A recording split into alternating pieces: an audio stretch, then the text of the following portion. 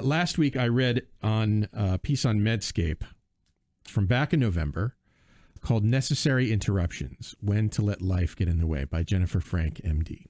She relates the story of a school shooter scare at her daughter's school, during which she was completely unaware and didn't see the text from the school or wasn't able to comfort her daughters, one of whom actually sent an I love you text from under her desk.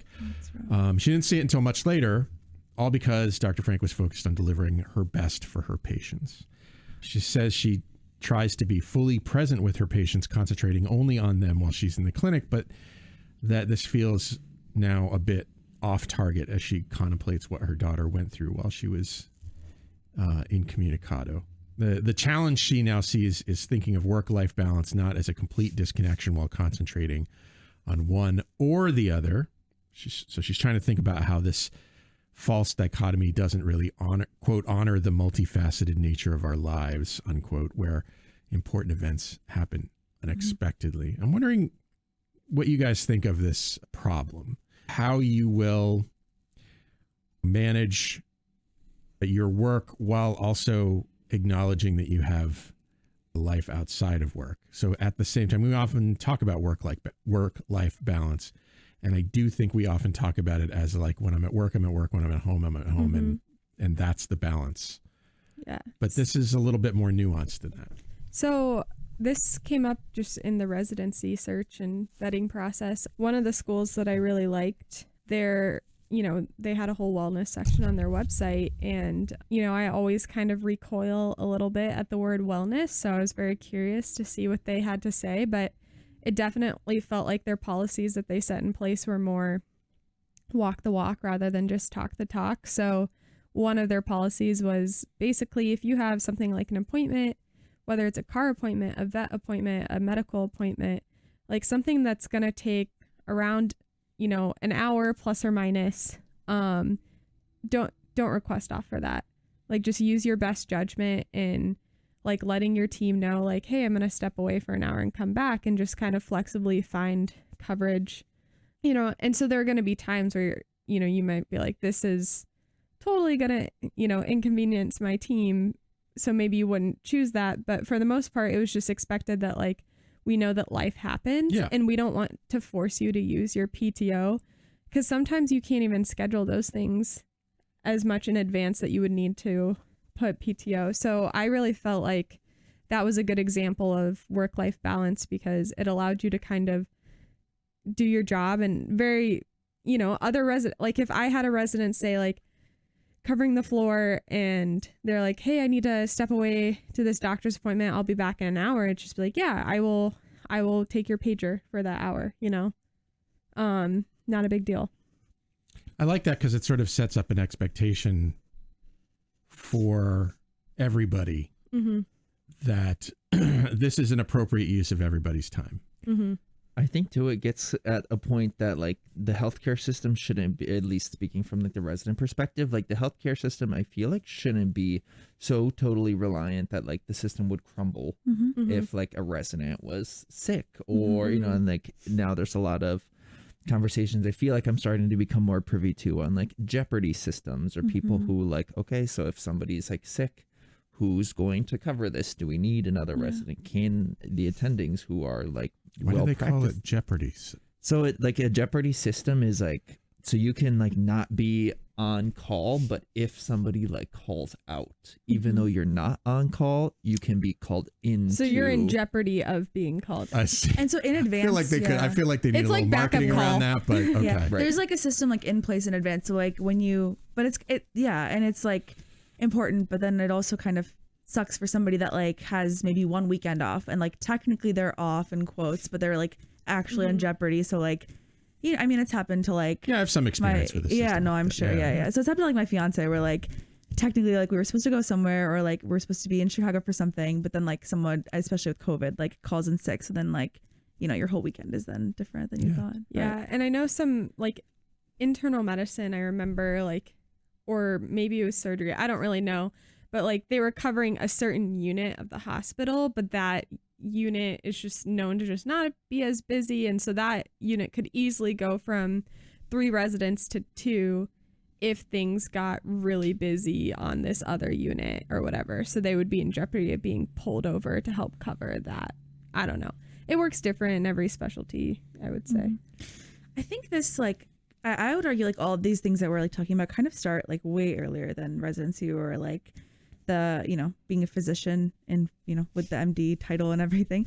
Because I feel like it really like lends itself well to, you can really allow medicine to like be your whole entire life and nothing else. And I think, and I this is the only career that I'm in, so I don't know much about other careers, but I find it hard to believe there's any other, or there's few other situations where like somebody is feeling like the situation that you described with this like physician who like had her daughter was like in a school shooter situation. I feel like most careers nowadays, especially like today, I feel like most of my friends are working from home that are not in medicine. And I find it so hard to believe that there'd be any other career in which you like can't even look at your phone, you know, for so long. And it's so common in medicine that like you're missing, you know, you're like, so many of my attendings are like, oh yeah, today's my kid's like this recital or this game and I don't know. I think the longer that I'm like in medical school, and I feel like this is medical school too. Like I feel like I find myself like not making time for like family and friends and like skipping dinners and like missing out on like a large part of my life. And I think you can really allow yourself to do that pretty easily because it's kind of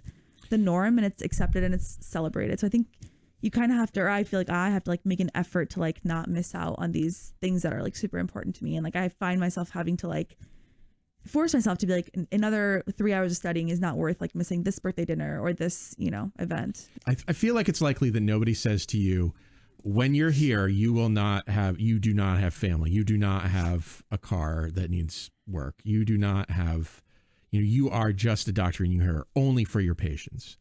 Like, I doubt that anybody actually says that. And like the Carver policy, like car repairs are not an excusable absence. Oh, is that right? Yeah. And I think like, again, like I think this is like such a cultural, and I don't think if a system doesn't fall apart without a resident, it sure as heck does not fall apart if a medical student's not there. Like I feel though that, I mean, maybe I'm wrong and you guys have been through it and I haven't. But my guess is that the reason that policy exists is because if you're not here, you're missing out on something or... Yeah, I don't know. If you're working an 80-hour week, I find it hard to... I think that's the thought process for sure. But like, I don't know. I'm thinking on weeks on surgery when I was on like 80 plus hours, like one of the weeks for sure. And I'm like, would it really have made a difference if I wasn't here for 2 of those hours? I don't know if it would have. I don't know. Correct. I think like and like we know that doctors get burnt out. We know everyone in healthcare gets burnt out. Like after my core year, I was like immensely burnt out. And I don't blame Carver, but I do blame a larger medical community for making it so difficult to like survive and like thrive and like feel well in whatever that word means. And like the answer to that is not like a million wellness committees that like are, you know, telling us to like take a walk or like do yoga. I think the answer to that is just like a little bit more like grace and flexibility, especially for trainees who are like just starting off. I think being treated like adults 100% is always helpful. And I do think that there are a lot of things that Carver does good in that sense. Yeah. This reminds me of on the surgery rotation, we had an ethics discussion. And I don't know if you guys had the same ethics discussion. Like you were an expert in this specific type of surgery or whatever, and it was your patient that like had a complication from a surgery that you did or something like that. I don't remember the exact situation, but your daughter's like graduation, high school graduation, and it was like you were definitely going to go. You had the day off. You were not on call, but you get a call from like the ED that says like your patient came back with a complication. They need to go back to surgery. Like, would you miss your daughter's high school graduation? Oh man, that's a tough one. To go to this surgery. And it was implied that the graduation was like important to the daughter and to you. Because I think some people would be like, meh, don't care about. And almost our entire cohort said that we would. And there was a trusted colleague to do the surgery available. I see. And most of our cohort said we would go to the graduation. And this was supposed to be like there's no right answer kind of discussion. But none of us are going into surgery. But like we got so much pushback from like the residents and the attendings. Like all of the residents and attendings like would have done the surgery. Interesting. I think that's some of the like not like this pre-sorting that students do already. Like I was in my head, like God complex was like floating through like my like upper, whatever cortex of like, we are indispensable in the system, like to feel like you are the only person who can like complete the job. And maybe in this like super rare instance, you are literally the only person who can perform the job. But like there are always like other people, and like what Ananya was saying, like if we operate under this guise that we are, the only people who can do this, like it can consume you and your life. And I think oftentimes, at least what I saw in like the residents that I worked with, for example, on surgery, and I try not to yuck other people's yums, but it was like this, like I have to be here from like 3:45 in the morning until 8 p.m. or something bad is going to happen. And like, I don't know like what that like, or something bad's going to happen. But I think it's, maybe I'm just like so disillusioned. I think it's like super unfair to ask this question, because here's a situation. This like will happen undoubtedly, like something maybe not to this extent, depending on what field you go into.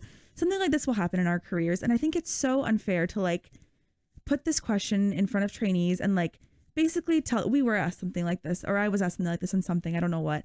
And like, there is a right answer for them. And the right answer in like the institution is that like, you should be here no matter what. And I think that is, it's unfair. It's not right. And I also think that like this like expectation of unquestioned selflessness is like so toxic. And we like, sure, yes, of course we're here because we want to like help patients. Like, of course, like we're sitting here and we're putting in this effort starting before M1, like starting in undergrad, like you're doing it to be a person that helps people.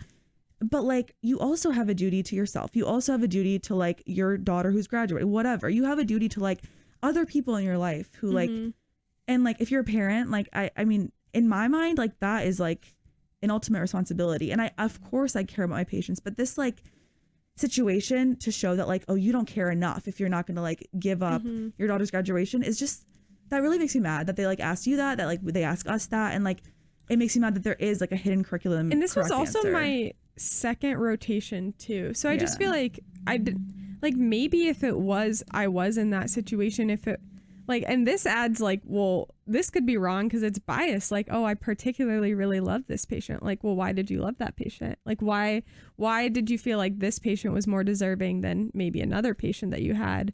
Like, I don't know. It was a made up situation. So I don't know why it was just so pressurized, this conversation. And I just thought it was pretty black and white. Like, I was not scheduled to work. I was not on call. There was another competent surgeon to do the surgery, and I had a prior commitment. Like, I was such a Gen Z attitude. Yeah.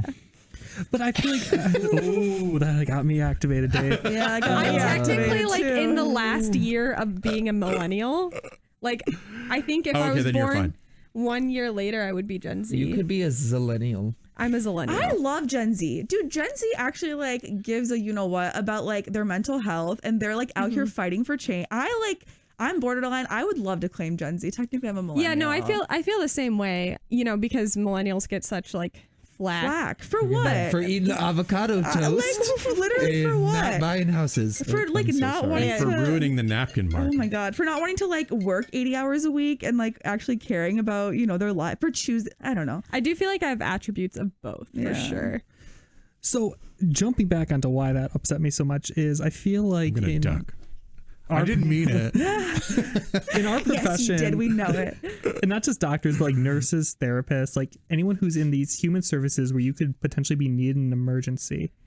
There feels like a way to extort labor by saying you have to be the one to do it, and not like, well, what if we had a system where we had more well-trained and fairly paid nurses, PAs, doctors? That's not. Is that even possible? Mason, I don't know what you're talking about. We're clearly well staffed and never have nursing shortages or anything of the like. So when they say like, oh, well, you know what, that would be solid if you just missed your daughter's graduation and came into this surgery. It's like, but that's also why you have a big flux of doctors who can leave medicine, leaving medicine. Yeah. This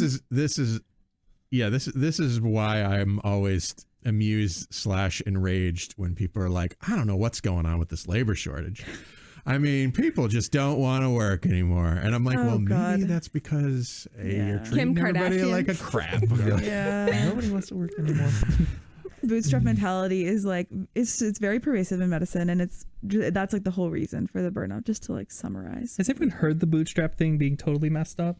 Like it's actually impossible to pull yourself up by your bootstraps. Oh yeah, 100%. Yeah, that blew my 100%. mind. I only knew that like 2 years ago. I was like so the indoctrinated actual with analogy. To like circle back though, I mean, I think as we kind of, I don't want to say like have been dumping on the surgical profession, because I feel like there are like emergent like life or death scenarios, etc. But like on the patient perspective also, like when we were talking about this physician who was like presumably in clinic, who had like these phone calls that they wanted to attend to, like if I were on the table or if my family members were on the table, like I don't think I would prefer said like surgeon who was performing like a life altering procedure to like be getting, you know, updates on I don't know. So like, I don't think anybody argues. I don't think anybody would argue that if I am a surgeon in the middle of surgery, that I received a text from a family member about a school shooting, like I don't know. First, I don't know how I would continue. Yeah. So I think at that point it would be completely appropriate to be like, somebody has to take over this right now, because I have to go. But I also don't think that anybody's arguing that, you know, I'm checking my text just in case I get an email about grandma. But you know, I think you could probably set up some sort of technological workaround whereby, you know, you get your texts in chunks, or you get your emails in chunks instead of all the time. The iPhone just added that in there. Yeah, I mean, like the focus. Oh, really? What do they call it? Focus. Yeah, focus. You can batch your notifications now. So you can get like a batch of notifications at like 9 a.m., noon, 3 p.m., and 6, rather than like always getting ding, ding, ding. But that requires a certain amount of forethought, and you have to kind of know that it's possible and all that kind of stuff. And also, if my daughter's in a school shooting and I get a batch notification, she tried texting me at 9 and now I get it at 12, I'd be furious. Like I would want that to be. Well, you can also set your phone to get to accept messages from your certain favorites. people. Oh, wow. So I mean, and I just looked at my phone. I have no clue what's going on. Now you're It's prepared very for organized, residency. Yeah.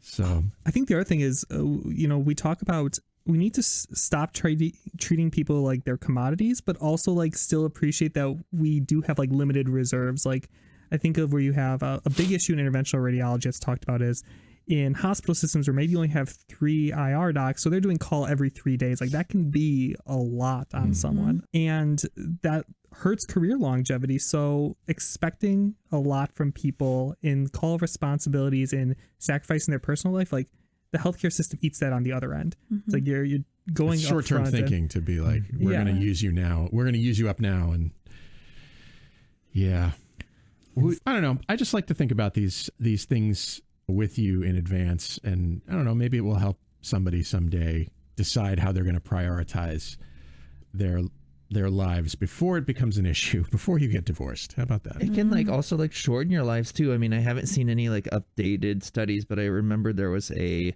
longitudinal one, and I think it was like emergency medicine physicians, and there was like a smaller cohort, and there are like statistical flaws in the study, but the emergency medicine physicians like had shorter lifespans on general, and they like, you know, controlled for extraneous factors like pre-existing conditions and like whatever accidents, things like that.